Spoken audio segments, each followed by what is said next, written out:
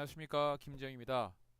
이것은 이제 P값의 이해와 오해라는 주제로 얼마 전에 강의했던 내용인데, 그래서 일부분을 이제 하도록 하겠습니다. 오늘은 숫자가 늘어나면, 그 중에 이제 이런 토픽들을 다뤘는데, 숫자가 늘어나면 무엇이 좋아질까, 이런 토픽으로 한번 이야기해 보겠습니다.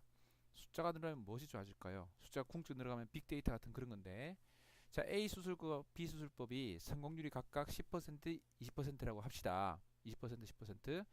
그러면 200명, 200명 있을 때는 이렇게 성공률이 나타나겠죠. 40케이스가 성공하겠습니다. 근데 이제 그 성공했다는 것을 알게 되는 것이 이제 민감도와 특이도가 있잖아요. 병이 나았다는 것을 알 수 있는 방법. 그럴 때는 이제 민감도, 특이도가 80% 정도밖에 안 되는 경우가 있습니다. 현실이죠. 그런 경우 이제 이상적인 경우라면 그 오즈비는 이만큼이 되고 P값 오즈비의 90% 신뢰권은 1을 포함하지 않으므로 P값은 0.05가 되겠죠. 근데 실제로는 이제 오즈비가 이만큼 떨어집니다. 이 참값과 멀어지게 되죠. 1에 가까워지는 쪽으로 되고 95% 신뢰 구간도 1을 포함하기 때문에 통계적으로 유의하지 않게 됩니다. 그래서 바로 이 200, 200이었는데 이거를 숫자를 늘립니다. 400, 400으로 늘게 되면 역시 오즈비는 그대로 있죠. 그리고 95% 신뢰구간은 더 줄어듭니다. 여기도 오즈비는 그대로 있습니다. 200, 200일 때랑 400, 400일 때 오즈비는 증가하지 않습니다. 90% 신뢰구간이 조금 더 좁아졌지만 아직 1을 포함하고 있습니다. 그래서 600, 600으로 늘리게 되면 역시 오즈비는 그대로 있습니다.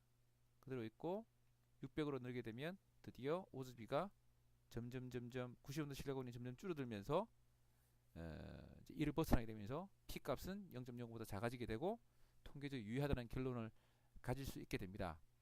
자, 그럼 P값이 늘어나면 P값이 점점 작아지면서 유의하다는 것을 증명할 수는 있습니다. 그렇지만 오즈비는 달라지지 않습니다. 참값과 멀어진 채로 계속 유지되고 있습니다.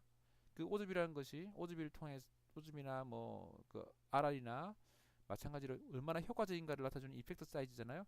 그것은 참값과 멀어진 채로 계속 갈 뿐 아니라 점점점 그 수렴하면서 그 값으로 수렴하게 됩니다. 자, 좀 전에 민감도 특이도 0.8인 80% 있는 진단법이었는데 이제 이것을 이거였죠. 이거 화면이었는데 0.9, 90% 느립니다. 그러면 보세요. 오즈비가 1.33에서 1.6으로 늘어납니다. 그러면서 숫자가 두 배로 늘어났네요. 그러면서 줄어듭니다. 역시 순례관이 줄어들죠. 그래서 9호가 되면 95%가 되면 민감도 특이도가 되면 더 줄어듭니다. 이것이 더 줄어들고 오즈비는 더 참값에 가까워집니다. 보세요. 자, 801 때 1.33, 901 때 1.6, 0.95% 1.8로 오즈비에 점점 접근하고 있는 것을 알 수 있습니다.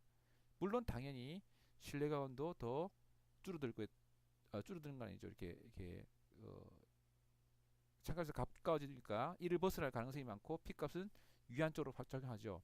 그래서 정확한 진단을 하면 P값도 작아지고 오즈비도 참값에 가까워지고 다 됩니다. 그래서 결국 이제 샘플 수를 늘리는 것도 좋지만 늘리는 것보다 더 중요한 것은 P값을 작아지기 위한 게 목표가 아니잖아요. 우리가 참값의 리얼리티를 보고 싶은 거 아니에요? 그럴 때는 정확한 진단이 필요하다는 겁니다.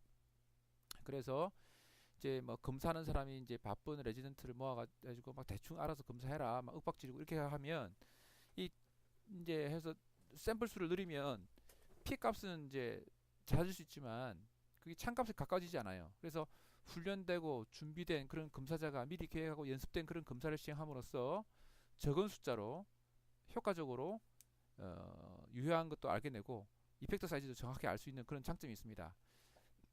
똑같은 문제가 이제 편향된 샘플에 작용합니다. 편향된 샘플에서 실제 자료가 아니라 우리가 구하고자 하는 자료는 편향되어 있는 자료일 경우가 많습니다. 그때는 그 민감도와 특이도가 달라진 것과 똑같은 상황이 생기게 됩니다. 그래서 결과적으로 편향되지 않은 샘플을 구해야 되고 뭐 이상적인 거지만 그 추적 소실도 역시 편향되게 만들어잖아요. 자료를.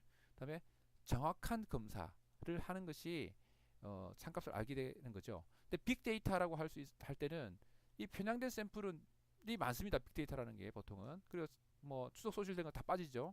검사도 사실 그 정확하게 진단된 게 아닙니다.